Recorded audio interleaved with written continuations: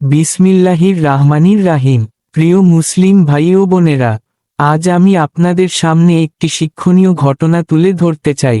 একটি ঘটনা যা আমাদের হৃদয়কে নাড়া দেয়, চোখে পানি এনে দেয়। ভাই ও বোনেরা, এক শহরে এক কোটিপতি মহিলা ছিলেন। টাকা পয়সা, বাড়ি গাড়ি, দাস দাসী, কোনো কিছুর অভাব ছিল না। কিন্তু তার জীবনে ছিল একটাই দুঃখ। তার ছোট্ট একটি ছেলে ছিল। সেই ছেলেকে তিনি পৃথিবীর সবকিছুর চেয়ে বেশি ভালোবাসতেন। একদিন সেই ছেলেকে নিয়ে তিনি বাজারে গেলেন। হঠাৎ ভিড়ের মধ্যে, মুহূর্তের মধ্যে ছেলেটি হারিয়ে গেল। মা চারদিকে খুঁজলেন, রাস্তা, বাজার, অলিগলি, সব জায়গায় খুঁজলেন। চিৎকার করে বললেন, আমার ছেলেকে কেউ দেখেছ? আমার ছেলেকে ফিরিয়ে দাও। কিন্তু ভাই ও বোনেরা, ছেলেটি আর পাওয়া গেল না।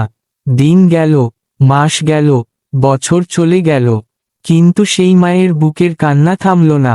তিনি প্রতিদিন আল্লাহর কাছে কাঁদতেন, হে আল্লাহ, আমার সন্তানকে ফিরিয়ে দাও। অন্যদিকে সেই ছোট্ট ছেলেটি ভাগ্যের খেলায় মানুষের হাতে পড়ে গেল।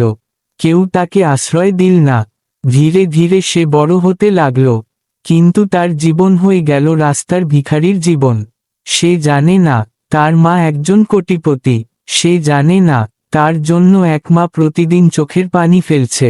ভাই ও বোনেরা, একদিন সেই ভিখারি ছেলেটি শহরের এক বড় বাড়ির সামনে বসে ভিক্ষা চাইছিল। সে বলছিল, একটু দয়া করুন, একটু খাবার দিন। হঠাৎ সেই বাড়ির ভেতর থেকে একজন মহিলা বের হলেন। তিনি ছেলেটির দিকে তাকালেন, আর তাকিয়েই যেন তার বুক কেঁপে উঠল। মায়ের চোখ কখনো ভুল করে না। তিনি ছেলেটির মুখের দিকে তাকিয়ে বললেন, এই মুখ, এই চোখ, এটা তো আমার ছেলের মতো। তিনি কাছে গিয়ে জিজ্ঞেস করলেন, তোমার নাম কি? ছেলেটি নাম বলল। মহিলা কাঁপতে লাগলেন, তার চোখ দিয়ে পানি ঝরতে লাগল। তিনি বুঝে গেলেন, এই ভিখারি ছেলেটিই তার হারানো সন্তান। তিনি ছেলেটিকে বুকে জড়িয়ে ধরে কান্না করতে লাগলেন। বললেন, বাবা, তুমি ভিখারি নও, তুমি আমার ছেলে। তুমি কোটিপতির সন্তান। ভাই ও বোনেরা, আজ আমরা অনেকেই সেই ভিখারি ছেলেটির মতো। আমাদের রব হলেন সারা জাহানের মালিক। তিনি আমাদের জন্য জান্নাত তৈরি করেছেন। কিন্তু আমরা সেই মহান রবকে ভুলে গিয়ে দুনিয়ার সামান্য জিনিসের জন্য হাত পাচ্ছি।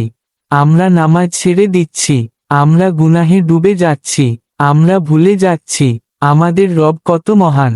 হে মুসলিম ভাই ও বোনেরা, আজই ফিরে আসুন আল্লাহর কাছে। আজই তওবা করুন, কারণ আল্লাহ আমাদের ডাকছেন। তিনি বলছেন, হে আমার বান্দা, তুমি ফিরে আসো, আমি তোমাকে ক্ষমা করে দেব। আল্লাহ আমাদের সবাইকে হেদায়েত দান করুন। আমিন।